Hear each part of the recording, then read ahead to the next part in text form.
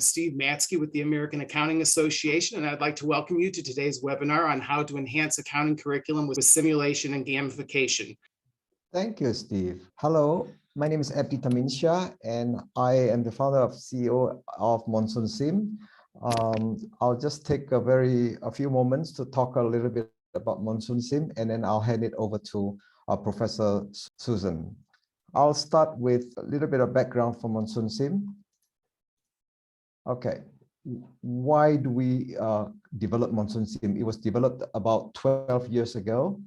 So right now we are on the version 10, and the reason why we develop is because we like to transform the way you teach as a teacher. Instead of teaching through theory, and learners can conduct self-directed learning through simulation and gamification. And instead of being a teacher, we hope that you can also become a facilitator and also advisor. And we also want to transform the way they learn, they here being your students. So instead of learning by remembering, they learn by doing exploring, and learning by, instead of learning by e-learning, PowerPoint, they're learning by practicing and also experimenting. Okay, so Monsoon SIM is a platform where you as a facilitator can configure the business scenarios. You can have various scenarios, maybe a trading scenario, maybe a crisis scenario, or maybe a supply chain scenario, and then let the student learn them through gamification and simulations. And from there, they understand the whole concept of business integration and, of course, the importance of accounting. So there are hundreds of business concepts being developed in Monsoon SIM. We put it under 13 big departments, and they are what we call this categories. So we have this module, finance, procurement, retail, marketing, planning, e-commerce, warehousing, logistic, production, MRP, maintenance, service management, human resource or human capital management. Now, of course, the core of this is accounting, because everything related, they're all integrated, and everything has to do with the money in and out. So that's the key here. Now, let's take a look at finance. In finance, what are the concepts? Let's say we talk about, let's say, cash on hand, operating expense, equity, current ratio, and so on. So these are the micro concepts being related to finance. And of course, procurement has a whole set of concept, and for retail, there's a whole set of concept, and so on. So what do we do with these concepts that we have developed? So we allow the student to learn them through a horizontal learning experience, giving them a horizontal learning environment. So the students will never learn things in silo. They will never learn things just such as current ratio by themselves, or what is, operating expense or operating ratio by themselves. It has to be in the context of and with that, it becomes a fun, exciting business game, because it's also a competition element in the game. And there's also things like a KPI and so on, and constraints. So the beginners will play a game, and it becomes a fun, exciting game. And then if they learn a little bit more, if they play the same game, maybe, or a slightly different game, again, then it becomes more complicated. They will learn more concepts as they go through the games, and they learn it through exploring, and also through the excitement in the context of a competition or a challenge. And then facilitator, you can define your own advanced situation, yeah, and also you can also have your uniquely configured game. So if you put all together, this is the model of Monsoon SIM. So we have this procurement, warehouse, production, MRP, retail, marketing, e-commerce, human resource, service, finance, maintenance, forecast. So this is when you use all the modules. You turn on all the modules. However, you do not have to do that. You can always go through step by step from a very simple scenario, and then you increase the complexity. I'll give you some examples later. Here we talk about the screen of Monsoon SIM. For example, when you define a game, here's where you define the team, and also that's where your students come in. So you can have up to 10 teams, and each team takes up to 10 students. So in a particular game, you can have 100 students playing in a game. So it's a team game. So you have 1, 2, 3 game, and then you can also have robots. You can assign robots into the game, and the robots will also challenge the human, and it's also the robots can also help the student against other students or other robots. And here are the prepackaged scenarios that we have created for you. Now, you don't have to use this. You will see that from Professor Susan later. You can use the existing one, or you can pre-configure. You can freely configure your own scenario. But if you want to use the configured game, the prepackaged game, then it comes with all the content, all the slides, and all the explanation about the game, all the scenarios, as well as the assessment. So, for example, you can click and then go through the content of your game before you start the game. So it's all prepared for you. And here you can see all the outcomes. So as the student learns, then you can monitor the results and also the live KPIs for the students. And this KPI can be various, all kinds of KPIs. It could be absolute KPI, it could be relatives.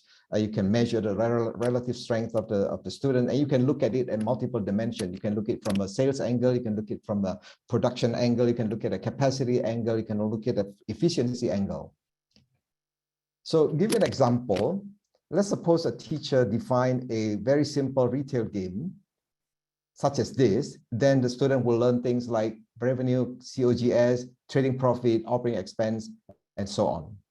And if you want to make it a little bit more complicated, then you give them accrual accounting. Then with this credit limit from the procurement, then you will learn things like vendor credit limit. So things start to add up, yeah? So the new concepts start to come in to the students, such as liabilities, AP, operating ratios, profit margin, and so on. And then you can further define, such as give them loans. Then in this case, they will learn things like loan amortization, short-term liabilities, credit rating, and so on, until up to the point where they can go bankrupt if they're not careful.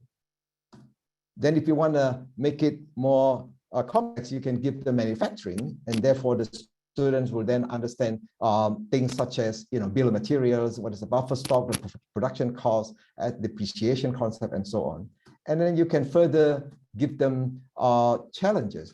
So let's make it a little bit more sexy, give them export. And there they have to understand the impact of currency, right? So they have to understand why why there will be foreign forex gain, forex loss, and then they have to pay attention to the currency forecast.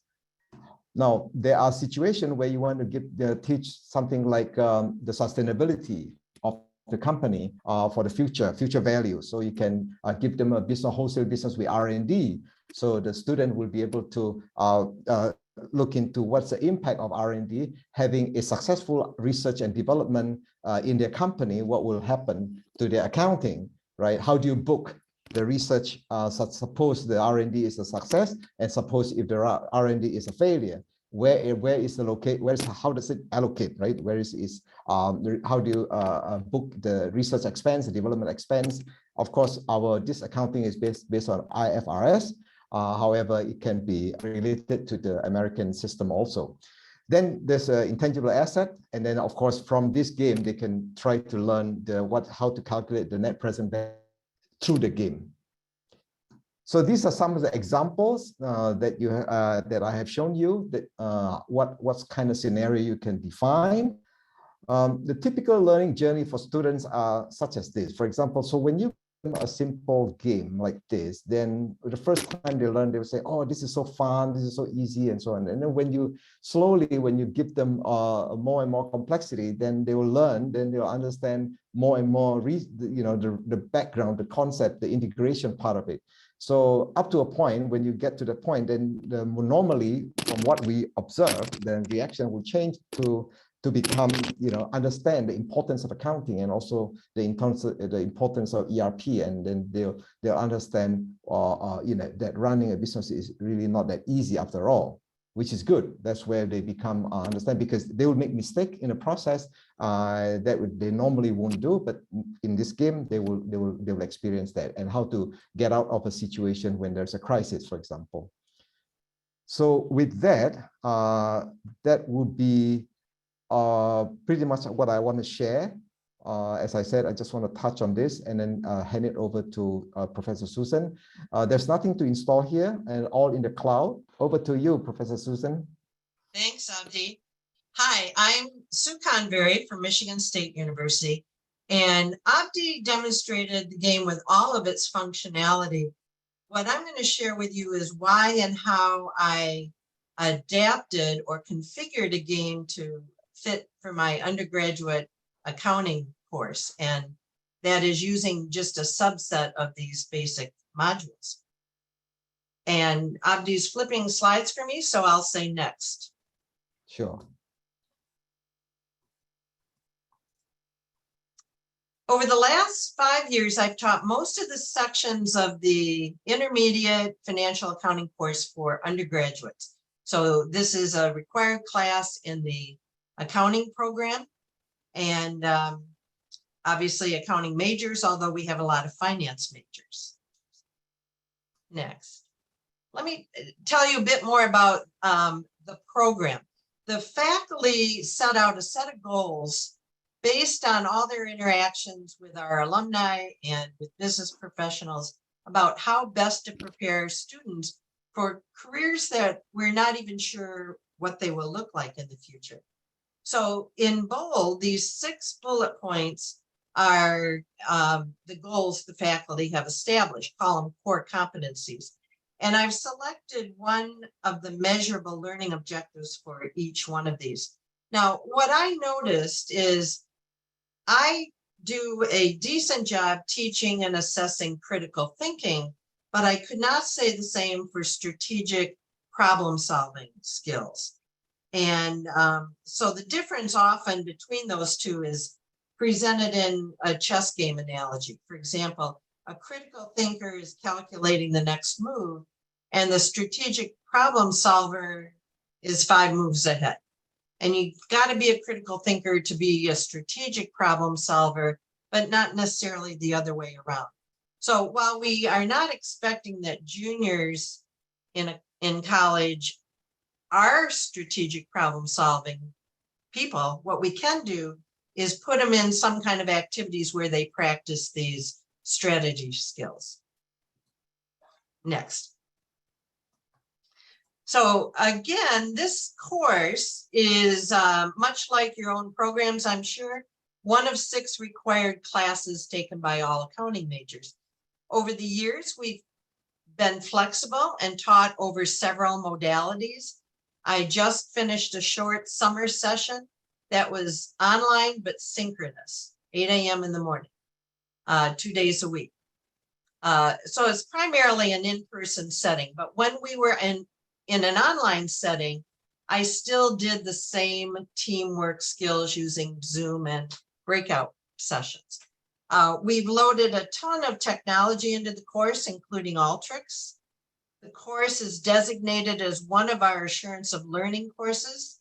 So we assess student learning with a case, a financial case, at the end of the semester. Now, throughout the semester, we're teaching using cases. We try to choose Midwest multinational enterprises like Harley-Davidson, Stryker, Whirlpool. Those corporations, for those corporations, inventory is a significant asset. So you're going to see the focus that I use in using Monsoon SIM is based on inventory.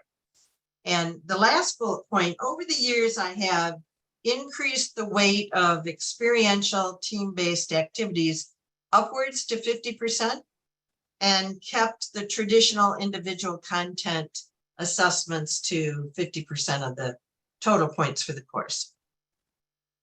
Next. No surprise, there are challenges in this course. We are asked to cover a lot of knowledge, a lot of content. If you've ever seen an intermediate financial accounting textbook, it's huge. So what we want to do is cover that knowledge and add to it communication skills, teamwork skills, professional attitudes and mindsets, for example, critical thinking. And here's a phrase that I remember from the 1990s, the Accounting Education Change Commission had a paper out, a position paper that said, we want students to thrive on ambiguity. So let me come back around to that. Another challenge is to find effective and efficient instructional resources.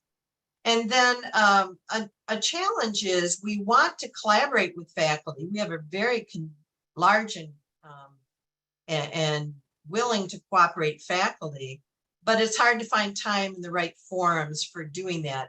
What we'd like is to align the undergrad goals with the graduate program goals. Next. So here's why I chose Monsoon SIM. My colleague Sev was preparing to use the game, and we had had a good experience working on an Alteryx and country by country reporting case. So one summer we played the game over Zoom calls, and I quickly saw that it was flexible enough for me to focus on inventory, those chapters in the text. I saw quickly it was innovative, fun. It was designed as a competition with teams that fit into the set of goals we want for this first required accounting class. And then the online platform with Zoom breakout rooms, if we needed them, was a great draw for exploring this game. And I found it relatively easy for instructors to learn how to be a game facilitator. Next. Here's how I used the game. I assigned students, and we called them learners in the game, to 3 or 4 person teams. I asked them to do advanced preparation, to read the short 6-page instruction document I put together, to watch a short video, also to register in the game, MonsoonSIM.com, and go into their pre-assigned teams within a particular game code. So again, with advice from Sev, I chose to play 4 45-minute game days. These were 1 week apart. So every week we were getting ready for game day. I was able to set one day to be 1 minute. I think Sev often sets a day to be a part of a minute, 60 seconds, not 60, but less than that, 45. So with practice, I realized students get better. So it's logical that the first 2 game days are practice rounds, do-overs. And then when they start game day 3, we pause at the end of that day, and then I carry forward the all the results and all the activity into game day 4. So students continue for another 45 days. And what we have then is a 90-day simulation period, about a 3-month experience for running a business. Next. I chose to make this 10% of the points in the course. That's a significant chunk. And yet those points were allocated in the way you see presented here. Most of the points were for their performance in the game, which meant their team's ranking across some key performance indicators. But it was important to recognize attendance and also to require a reflection survey at the end of the 4 game days. So on the next slide, let me show you these key performance indicators. Oh, no, I'm sorry. Let's do this first. When the teams read the instruction 6-page manual, then they knew that they had to decide on what roles each of the teammates were going to play. They had to set up retail stores. That could be 1, or it could be many. They could choose to use a warehouse. They had to procure inventory, and the product that we were using were 3 types of juice, and there were 2 vendors that they could choose from. The teams had to set selling prices. So the game is to strategically manage their inventory levels to meet demand. Obviously, they were not in control of demand. That was the game. And we did tell them there were particular holidays in which they would see a demand for for their products surge. They could choose to advertise and subscribe to a marketing report so they knew a little bit more about their competition. And then they needed to monitor 5 key performance indicators. So the next slide will show you which ones I chose. I have 5 listed here. I had a much wider set I could have chosen from, maybe upwards to 10 or more. The weight that I've settled in on is presented here, where most of the weight is on bottom line net profit, with some other key performance indicators capturing information from the balance sheet. So next, the reflection questions that I asked. Let me tell you what the 4 are, and the 2 in bold, I will give you some examples of student responses. So the first question was, what did you learn in the game? And what connections could you make between the game and the textbook? I wanted to be sure this wasn't an extra add-on exercise, but rather they saw how it was integrated. Question 2, what do you think drove your team's results? Question 3, if there was a game day 5, what would you do differently? And question 4, do you think this simulation should be used again? Next. So here's a positive response from one student. Let me just pick out some bulleted, bold phrases. This student said, I learned a ton. They had to distinguish between good vendors and bad vendors. That was their impression. Supply chain issues were recognized. They had to plan for holidays. They went on to say they connected a ton between the game and the chapters in the textbook. They could apply terminology and concepts. They used the idea of perpetual inventory systems, average days in inventory, and markups and markdowns, because they had control over setting the price and they could change that throughout the game. Next. So this past summer, 100% of the 16 people who were in the course said use the game again. And over the prior 3 semesters, in the 90%. Now, notice there were just a handful of students who said no to the game. I'm going to present a couple of their comments too. But on the next slide, let's first look at why some folks were positive about the game. And these bullet points are just different student responses I pulled out. One said it was a fun, interactive way to teach us about inventory. Highly recommend, really enjoyed it, loved the game. I thought the third student was thoughtful. With the virtual climate that we are in, it allows students to interact and engage with each other, considering we may not have had the opportunity to do so. And I think the last bullet point, this person seemed to say their eyes were open, that they had no idea how many aspects are involved when you manage a business and how detrimental one wrong move could be. Go to the next, please. So here's a student, 3 different students actually, but the first one, see if you don't recognize this student from your experience teaching. This person said, I may have a bias because my team did not perform well. The game was more based on luck if you could figure something out before the other teams did. I also think the simulation should not have been graded based on ranking, rather on participation. And if your group was successful in attending each meeting. I didn't attend the Zoom meetings. I can only infer, I know everybody was at every game day. Perhaps his or her team were meeting in between game days in Zoom in order to strategize. And finally, he or she says, without being given the answer, there is really no way to figure it out yourself. So I conclude this student does not thrive on ambiguity and has some way to go before they become a strategic thinker. Another person didn't like the pressure. It is true, there is a time pressure to the game. And another person thought it would be better implemented in a different course.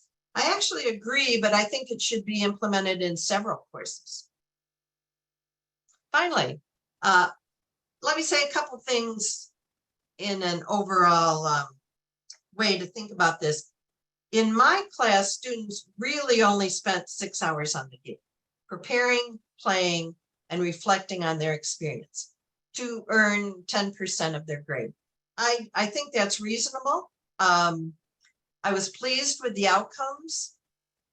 The best outcome was that I had 100% attendance, not just on these game days, but in all the team-based work that we did throughout the semester. I felt that they understood they should not let their team down. So I do plan to use this game again. And what I'm going to do now is turn this over to my colleague, Grabski, who you will see used many more functions of the game with his graduate students. Sev? Thank you, Sue. And so my name is Severin Grabski. I've taught the Graduate Enterprise Systems course here at MSU for a number of years. In addition to this course, I am also teaching a master's program in accounting analytics course. So similar to the undergraduate program, the graduate program in accounting has a number of program goals. And in particular, the goals that I was focusing on include the ability and students understand how to develop and integrate technology to solve business and accounting problems, that they can leverage information technology to make informed decisions, and they can leverage fundamental ideas in data science to make informed decisions. And a particular course objective that I have is to make sure that students are able to have a conceptual understanding and also hands-on use of enterprise systems. And this course is taken by about 25% of the graduate accounting students. Next slide, please. Now, the course has a heavy technology flavor to it, as one would expect. And so the first task that students have is the use of a general ledger software package. And what I'm trying to do in this particular task is to have students experience what an organization has to go through as they are selecting and implementing an ERP package. And so the students have to go out and find a general ledger package. They have to then take a series of transactions, which I've prepared for them, which of course have errors in it, and implement that into the general ledger package. They then need to generate their financials and then report out on the financials. And of course, when all the teams report back their financials, there's a whole wide variety of answers that there's no consistency in terms of what net income is. So then they also have to do what an organization does, is to say, okay, now that you've got two systems that came up with different responses, you have to go back and reconcile what are the differences. And so the students have to use other students' results. They provide them with an audit trail of what they have done, and reconcile what changes do they need to make. Of course, they get some pushback from students saying, well, you don't get, what's the right answer? What should the income be? And say, well, no, sorry, you've got to figure this one out on your own. After they do that, then I have them use Monsoon SIM. And the objective that I have is to have them use a simulation of how an enterprise system should work when it is being implemented correctly within an organization. And so it abstracts from reality, and it really shows all the important aspects of an enterprise system. After we do that, I have them use Celonis, which is a process mining software, so they can visualize and understand the business process flows. Now, we all know what the flows should be if we're saying order to cash or procure to pay, but then what we really need to do is have the students understand that, well, that's the ideal way, and what we should see most of the time, but there always will be different workarounds. And so that's always going to be, that the students discover this whole spaghetti bowl of processes that occur. And finally, after that, I have them use SAP Business by Design, which is the small and medium-sized enterprise version of the SAP software. And here's the hands-on use of that ERP package. And so in Monsoon SIM, they saw the abstraction of how it should work. Now, when they're using it by design, they get to see all the gory details, which really has them open their eyes to say, wow, to do a bill of materials, there's so much work that we have to do a bill of operations, all this additional work. So it really shows a lot of the details that are hidden within the abstraction of Monsoon SIM. Next slide, please. So the objectives that I have for using of Monsoon SIM in the ERP class is really to see students see how enterprise systems facilitate business management, the importance of communication within the organization. And here it's twofold, both how the communication is facilitated and provided by the enterprise system, and then also how they have to communicate among the team members as they are running their business. And finally, the role of accounting information within the enterprise. Next slide. Now, why did I select Monsoon SIM? Well, I had used a different simulation in the past. I had used ERP SIM that is based upon SAP. And while it worked, it didn't have enough richness. And so I wasn't really feeling I could accomplish all that I would really like to have this simulation provide.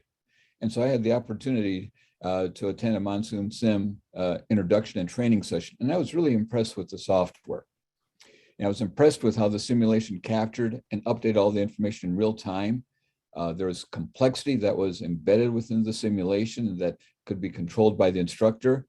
It was HTML5 or cloud-based, which was important for me because it works with both Macs and PCs, and about half my students are on Macs and the other half are over on Windows machines. And then it's, from my perspective, I thought it was very easy to use as a facilitator, and students, once they started to go through and use the simulation, play the simulation, they found it very easy to get up to speed. And finally, it turned out to be a very fun, competitive task. Next slide. So similar to Sue, I had my students, teams of 3 and 4, same type of pre-work as she had mentioned. And I ended up using 4 100-minute class periods over 2 weeks. And the first 2 periods were used to familiarize the students with Monsoon SIM, and I slowly increased the level of complexity. And I'll show you how I did that in just a minute. And then the last 2 class periods were used for competition. And the students knew from the start what the KPIs that were going to be used for evaluating the performance. I scored each competition day separately. And then their overall score was based upon the team average over the 2 days. The reason I did that is the first time I used Monsoon SIM, I had it occur being based over the 2-day performance without a break. And one team discovered a way that they could really gain a monopoly control in one city. And so all the other teams saw that they were just running away with the game, and it lost some of that competitive edge that I wanted it to have. So I adjusted it to say, okay, each day was going to be a fresh start so that every team could feel like they had a chance to win that day. Next slide, please. So as Abdy had shown, here's the full Monsoon SIM in when you'd be using all of the modules. Well, obviously that's way too much for starting off with students with. So I ended up starting off with just the retail environment. And so over here, the students would have, we set up the general parameters, the financial parameters, procurement, and retail setting. And so if we take a look at the next slide, we can see, under the finance heading, a number of the different parameters that you can select. Are you going to have journal entries? Are there going to be loans? What's the initial dollar amount of cash? What's the interest charges? What's the overdraft limit? And then if you're running out of, when you have delinquent payments, an overflow fee, meaning that if you have too much product to fit in your store, how much is it going to cost you to store that additional product? So a number of parameters that you can select. Next slide, please. Also on the retail setting, there are a number of parameters. And this is one that I think is kind of fun, where especially when students will have the stores all located in the same city. You can identify how loyal will the customers be. And then you can have the loyalty change throughout the game. So the students have to react to that. And then on the bottom of the screen, you can see the holiday that is listed. And so you can select which days are going to have holidays, that is increased sales. Also in one of the other settings under the general heading, general settings, not shown here is one where you can have a crisis occur. And so I thought in the second day I'd have a crisis occur, which I ended up calling a pandemic. I don't know why a pandemic came up as a good idea, but I thought it was a fun one to use. Next slide, please. So then after we had gone through the retail setting for a while, I asked the students, well, what other information would you need? What else would make this better for you? And they said, it'd be great to know where our competitors were located. It would be good to know, what is the forecast for the sales for our products? So we can start planning or doing some demand planning. And then, how else can we say what should be our advertising? Will advertising help increase our sales? So added in the marketing and forecasting modules. Next slide, please. And under marketing, I labeled 3 marketing programs as social media, print, and television. You're free to label them anything that you want. And the one thing that's interesting is a marketing program will have a differential effect on only one of the 3 products. So the students have to figure out what are they going to be using within this marketing and how will it differentially work. So it's, again, they have to experiment and learn on their own. Next slide, please. So after doing the marketing and retail, I then expanded it so the students could have access to a warehousing, B2B, and B2C. And within a warehouse, the students are able to procure items at a lower price point, but then they have to make sure that they ship them over to the different retail stores. So this now means that they have to start worrying about supply chain issues. Next slide. And so under the supply chain issues, they have to start seeing what is the distance between the stores, and then they have a fixed and variable cost for the delivery of the product. So now it requires a bit more work for them in terms of saying, what is my price point that I'm getting? What price am I going to be putting these items for sale at in order to be able to remain profitable? Next slide. And finally, the last part that I added for the students is having them not only be able to have a warehouse, but also to have production in that warehouse. And so now they have to start looking at bill of materials. They have to start looking at the acquisition of machinery. And once you have machinery, now you have to start worrying about maintenance fees and making sure that the equipment does not break down. So now they have everything in terms of a very rich environment. Next slide. The 2 things that I did not use were HR and services, and just didn't quite have enough time to be able to bring those in, although I'd love to bring in HR along the way. I'll have to see how I can work that in. Next slide. So similar to Susan, evaluation was based upon the performance of the game and also a reflection paper. And it was worth about 8% out of the 500 points that I had in the class. Next slide. And for one of the days, we can see how the students had applied very different strategies. If we take a look at Team 7, they only had retail stores. Team 4 had retail stores and a warehouse, and they were in every particular location. Team 10 had retail stores and a warehouse, but they were not in every location. So so teams were able to follow their own approach in terms of what they have done. Next slide. In terms of the KPI scoring, if you're more of a visual person, here's the results for the one day. And we can see over here that Team 9 and 10 had performed the best. Team 6, we'll talk about that one in a little bit. And then you can see how the other teams performed. Next slide. Then again, for those of us from an accounting background, seeing it in a table format might be a little bit easier rather than just the graphic. And over here, we can see that teams 9 and 10 were neck and neck. And it would be, if it would have ran for another day or two, I'm not sure which team would have finished up on top. Team 6, well, that was me. And I had just used some of the robots that Abdy had mentioned earlier in terms of saying, okay, I'll just have this in there just as a kind of a baseline, and hopefully everybody beats that. And a disadvantage that I had the first day that I ran it, my team actually went bankrupt. So, but at least it didn't go bankrupt the second day. Next slide. Similar to Susan, I had individual reflection questions.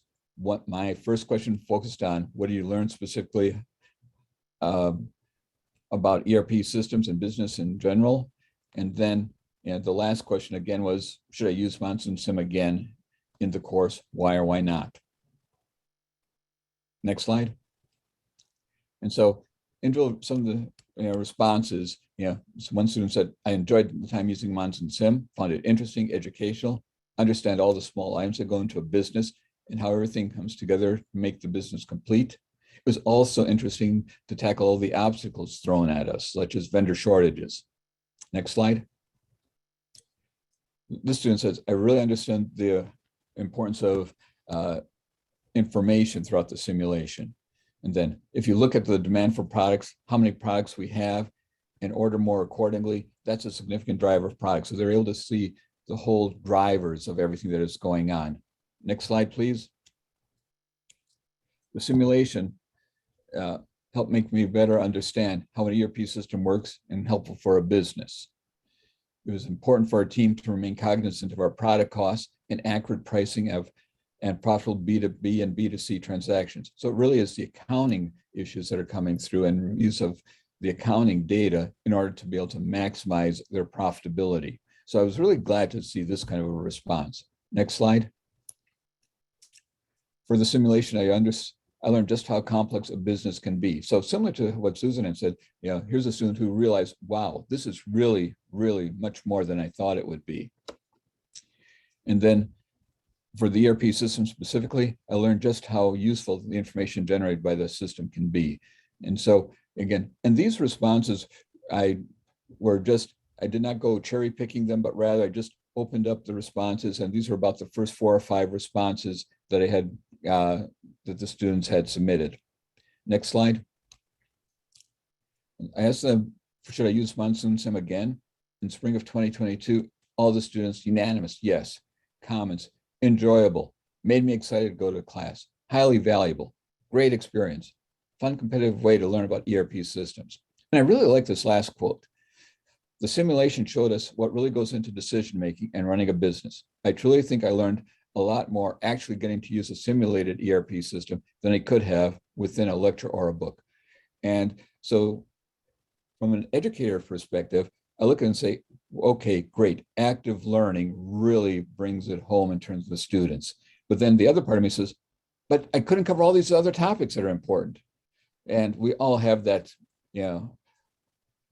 push and pull in terms of those two feelings. But I think that even though the specific topics weren't covered, I think there's a lot more learning that really occurred through the use of Monsoon SIM for these students. And this quote really brings it home to me. Next slide, please.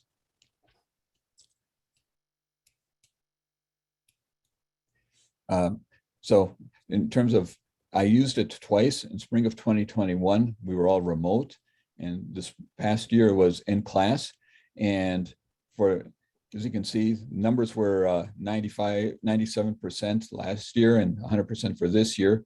And the one student who said no, I think might be related to that student that Susan had talked about. And this student, he or she said, we went from the top 3 on the first day to second to the last. So you can take from that what you want. Next slide, please. Now, I've used Monsoon SIM. Monsoon SIM can be used in other classes. And since I'm more involved on the information system side, I'll mention it from that perspective. Next slide. To me, it'd be very easy to use Monsoon SIM in the undergrad accounting information systems course. It'd be very good in terms of allowing students to see how information should flow through an organization. They can focus on where and how to use the accounting information. It can also show how analytics can be used. I think it'd be a great fit within the undergrad AIS course. And you would not need to use it to the level of complexity that I have. And you can just, as Abdy said, you can customize this to fit the needs of your course. Next slide, please. I've just found out a couple of weeks ago that I was going to have the opportunity to teach in the MBA program. And I'll have the opportunity to teach the MBA required information technology course. And this course has dual objectives, both the strategic use of technology and information systems, and also have the students develop some hands-on skills. And so considering using and anticipating using Monsoon SIM in that course, because it really focuses on strategy, and then it requires understanding of the information flows into business. And finally, you can have skill development in terms of use of the analytics data. Next slide. I've also used Monsoon SIM in the MS Business Analytics program over here at MSU. In the analytics program, students have diverse backgrounds. We try to have about 1/3 of the students having a computer science background, 1/3 liberal arts, and 1/3 business. So that means we need to do some kind of level setting so that everyone can understand what occurs in the business, have a basic understanding of the data flows in the business, and really let students see that the business generates the internal data via the ERP, the information system, which is really shown in what comes through Monsoon SIM. And so then they can use that data from an analytics perspective to say, okay, how should they be positioning? What do they want to be doing? How should they be positioning their advertising and their products and their pricing? So it really allows them to do that level set, get the business understanding, and also apply analytics within this setting. Next slide, please. So overall, I've been very happy, very pleased with the outcomes of using Monsoon SIM. This year especially, the buzz in the classroom as the students were working on the simulation was just absolutely wonderful. It was one of those things where you just want to get out of their way and just let them keep working on it. To me, I was able to accomplish the goals that I had set for the simulation. The students enjoyed it. And as you could see through those few comments, the students really learned through that simulation. So next slide. Thank you, everybody, for attending today's webinar. Certainly, we can see that simulations and gamification can really enhance the accounting curriculum. So we appreciate you all taking the time. Thank you again to our presenters. So with that, thank you very much. I hope you all have a very good rest of your day, good evening, and thank you so much. Take care.